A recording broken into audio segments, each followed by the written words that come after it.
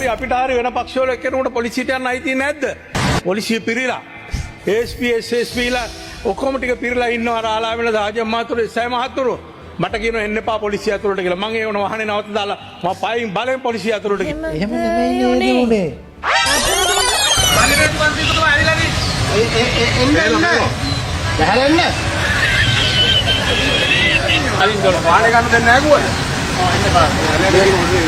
ඒ ශ්‍රී ලංකා පොලිසියද මාලිමා පොලිසිය? ඒ කොයිද? මම යන්නේ මාලිමා පොලිසියට.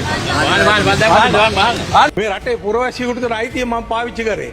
එහෙම ක්‍රමවේදයක් තියෙනවද? මම අද කතානායකතුමන් ඉල්ල වරප්‍රසාද කටවීමට මට දෙන්න කියලා අවස්ථාව දුන්නේ නැහැ. ඒක වරප්‍රසාද කඩවීමක් නෙමෙයිලු. හැබැයි මම කියනවා කිසිම මන්ත්‍රීවරයෙකුට මේ වගේ අපහසුතාවයටපත් වෙන්න දෙන්න එපා.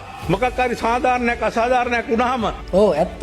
ඒ බැහැලා එන්න කියලා කියන එක තර හයියෙන් කෑ ගහලා කියන්නේ නැතුව ළඟට ඇවිල්ලා කියන්න තිබ්බා. සද්දට කියපොයින්දනේ නෝන්ඩි වෙන්න උනේ.